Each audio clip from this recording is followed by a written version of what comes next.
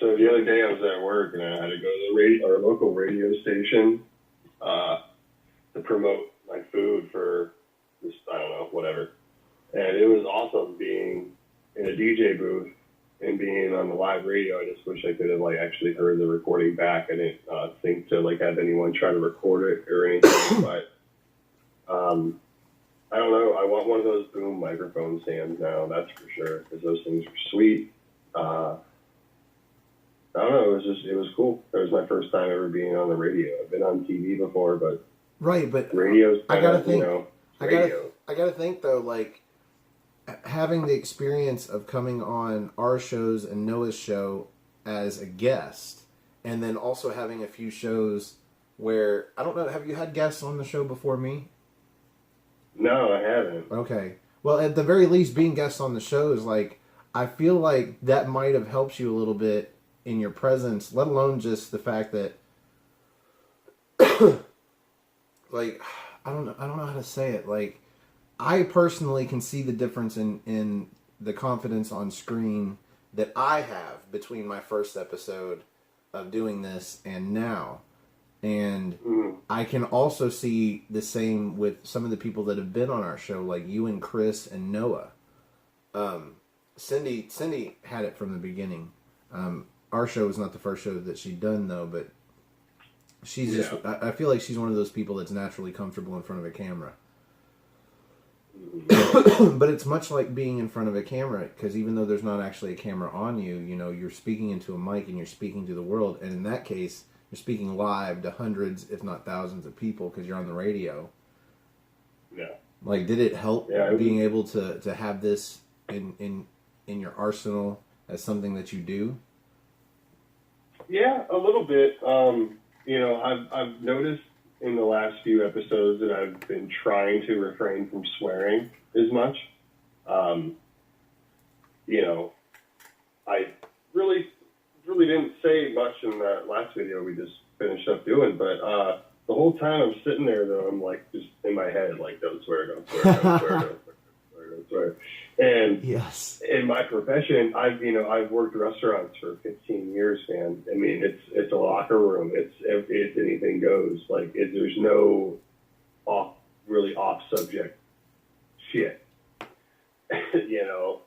So the whole time I'm that's in the back of my head, and I'm all right. So is my boss even listening to this thing or no? I wonder how many people are oh, I know that dude.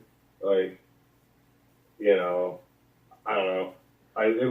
It was cool also because the gentleman that I did it with was a friend's dad that I had no idea worked in radio. I mean, I've known him for 15 years. I had no idea that his dad worked in radio. I thought he sold houses, but apparently he has 2 jobs. But so that was cool. That made it a little better. It was I was talking to somebody I knew, so that helps too. It's definitely doing this stuff helps because I really don't like a lot of people, to be honest. I'm not a real big people person. I can talk to pretty much anybody, but the older I get, the higher my anxiety gets for some stupid reason. I don't understand. So I get nervous a lot, and then I can't really find the words. And so I've noticed a little bit with watching my first video with you guys, because we did NXT TakeOver Phoenix review. Yeah. Watching that to now, I've seen some difference, but a few people that listen to their work and stuff, they're like, you do a really good job. You sound like you could be on the radio actually, or, I don't know if they were just trying to make you feel good or what, but. No, they probably had it spot on, because I'm telling you, there's a difference between when you go into it unsure of how, I think a lot of it has to do with probably playing back, because if you're anything like me, most of the videos that you're on, you end up watching them again, even if you don't finish them. Yeah. I play back and I watch and I see, I study tape, what can I say? You might go in feeling insecure, but then you watch the video and you find out that it's really not so bad. That's why my advice to you is the same as it was to Noah. Just do the video.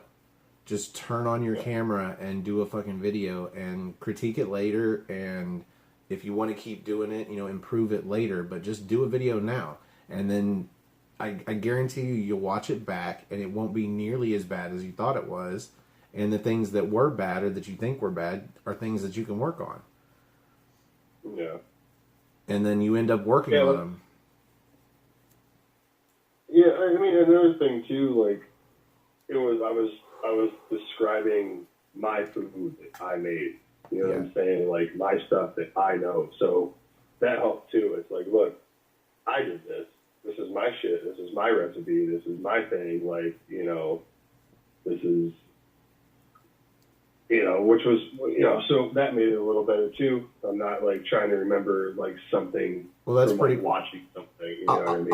I'll remember for you because I know you've shared with us in the NX team your Cleaver sauce, your new hot sauce. Oh yeah. That's gonna be real hot. Yeah, it's ancho chilies, jalapenos. There's ghost peppers. There's onions. There's green bell peppers. And the tomato puree in it. I have a bunch of seasonings in it that I'm not going to share because I'm not giving you all the recipe for free. And but yeah, it's banging. It's in the process of demoing it out, like getting it finalized and all that stuff. But my old man has traveled around this whole world.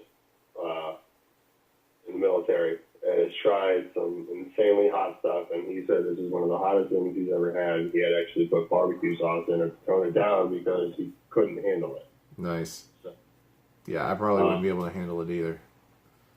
It was a good investment.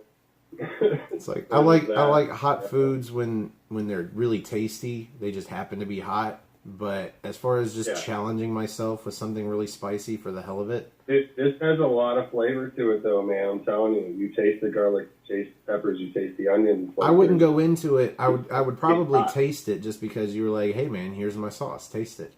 That's what she said. I would probably taste it like out of a spoon if you were like, yeah, here, check it out. But as far as... just in the real world, if I was going to eat it, it would have to be because it was on something specific that was really good. Like you made this incredible hamburger that's got this hot sauce on it. All right, I'll give it a go. I love hamburgers. But otherwise, yeah, I don't try and just test myself with spicy foods or spicy sauces just for the hell of it. But in my line of work, I'm going to put a challenge out there or something like that. Why not? Because but you're a cook. I have a challenge at work. I have a burger challenge at work now that I haven't been beaten yet. So it is what it is. That hot sauce, I'm probably going to try to run a challenge for this summer and see what happens with it. Nice. I just got to fine tune it enough. And just make a big batch of it. All right. Well, since figure out how to can it. Figure out how to can it and then sell it. I would jar it. Yeah, same thing. Make you a label. Yeah. Put a Mexican on it. I'm gonna put Phyllis from The Office on it. Yeah. Find her. Oh. Or what's his name? Oscar? Yeah, Oscar. Oscar Martinez from accounting. Yep. Now, man, I'm looking forward to it. See how it goes. I roasted a kid's face off with it at work yesterday. That was fun. Nice. And I also made a barbecue sauce out of a Christmas ale that turned out wonderful. It's got the hints of like the nutmeg and the cinnamon and coriander and all that awesome shit in it. Oh, it's so good. Okay, so we know in the NX team that you are expecting some life events coming up. You are getting married soon. Congratulations. I know personally you are a fellow drummer. That's pretty cool. I actually got to see a few of your drumming videos that Facebook reminded you of, and then you reposted, and that was pretty cool. But I want to get into something personal where it actually does relate to wrestling as we get to know you here. What got you into wrestling? Was it, like, for me, I would have to say the NWO really is what got me into this lifelong trip down watching Wrestling Road. But for you, what was it? Was it like DX? Was it some friends that watched it all the time and you watched it with them? Was it something your parents watched? It was my papa. I remember, like, the first match I saw was, like, Sting versus Vader. Like, Super Brawl, like, 92, 93, something like that. And I was hooked. As a kid, like, I remember watching, I was born August 10th, 1988, and I watched the first episode of Monday Night Raw. Like, I remember watching the first episode of Monday Night Raw live when it happened. It wasn't taped. It wasn't, it happened when it happened. And I've been hooked since, man. Like, it's been 28 years, 29, 27 years, something like that, that, you know, I just, ever since I could remember, it was my papa. He enjoyed it, and my brother had his own thing with Pop. I had wrestling with him. My sister had her thing, and that's what him and I talked about. That's what we got along with. That's, you know, that was our jam. So, yeah, it was my papa. Nice. That got me into wrestling, and to this day, I'm still, every time I watch it and I bring it up to my mom and stuff like that, she kind of, you know, gives me the giggle or the sigh or something. I'm like, you can thank your dad for that. So it's not my fault, you know. Right. Because we all know, like, now, what age were you when you either realized or were told that it was all choreographed? Was it like a Santa's not real kind of moment? Yeah, it was, I'm going to say probably around the time my parents divorced, because my dad told me in a real dick move. So I want to say probably around, like, 9. I found out I wasn't, like, real. And then by the time I hit, like, 15, I was like, yeah, dude, this shit, you know, this is completely, this is a soap opera in a ring, because that's when everything started changing. Like, you remember that big drastic change we had? Yeah. That transition and everything. So, yeah, it was around that time, man. Like, it wasn't like a huge shocker to me, because, I mean, obviously you're going to see people outside of the, I mean, you know, they tried their best back in the day to keep kayfabe alive, but I was at the Richfield the Richfield Coliseum in Richfield, Ohio here, or the Gund Arena, the Q, whatever you want to call it, was built. And I don't know if you remember Men on a Mission, Mabel and Bo and all those guys. But we ran into Mabel and Mo at the back gate of the Richfield Coliseum. And at this point, they were heels. And they were bad guys. But they still came up to the gate and slapped hands and said hi to the kids and, you know, me and all, you know, all that stuff. So I knew something there was like, okay, if he's, you know, walking down the ramp to the ring telling kids to pretty much piss off, but he comes over and says hey to me before the show, like, you know, something's amiss. Yeah. Something's fucking. So, but yeah, that's when I kind of like started figuring it out there. But yeah, by the time I was, you know, a freshman in high school, eighth grade freshman in high school, I knew it was scripted, but I liked it. It didn't matter. You know, that's like me going up to a NASCAR fan and be like, oh, you know, they turn left in NASCAR? Like, you know, obviously you know, but you're going to enjoy it anyways. Yeah. So. Oh, I only ever enjoy NASCAR when there's a big enough pile up that it's just stunning looking. Other than that, it's just like, yeah, I know somebody's gonna win, and sometimes it's always the same guy. And then sometimes you cheer for a guy that never wins for no apparent reason.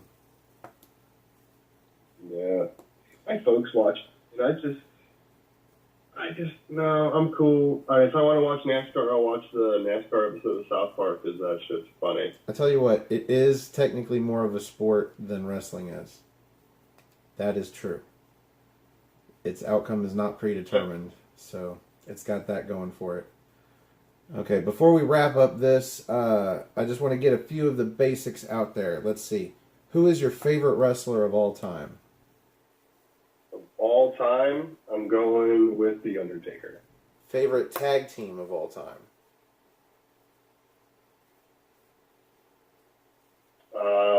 Davey Boy Smith, British Bulldog, and Owen Hart. Okay.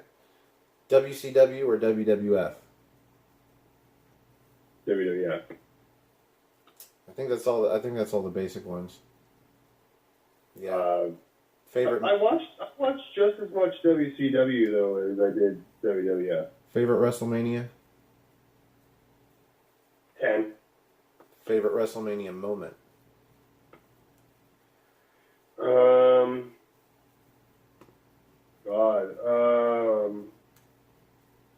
I know my favorite WrestleMania match, if that counts. There you go. It's Brett versus Owen, WrestleMania 10. Okay, so that just lines all that right out. All right. Yeah. Well, I'm going to wrap this up mostly because I am running out of space on my phone. So, any plugs? I do have time for that. Yeah, you can catch me on my YouTube channel, Colin Andrew, Colin space Andrew, Andrew. You can subscribe to me there, and you can catch me on Stefan's channel here. You can catch me on No DQ sometimes. You can follow me on Twitter at Colin26Andrew. You can support our good friends on Facebook, but I'm going to leave my boy Stefan for that plug because I ain't stepping on no toes. Let's see if I can get that done in less than a minute. All right. Find me on Twitter. Go to nodq.com /Stefan, Stefan. Or if you just want to find me on Twitter, it's at Stefan R. Osborne, OSBORNE. As always, the R stands for restricted. You can also find General Jerry Slaughter on Twitter at NoDQGeneral. And find us both on Facebook in the group Armbar, all caps, ARMBAR, ! And I got a few more seconds. So if you like the video, click the like button that's below me.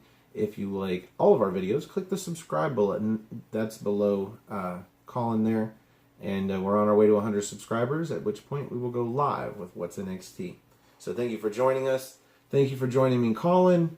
For the Cleaver, I am the Wizard of No DQ, Stefan Osborne, and thanks for joining us. We'll see you next time.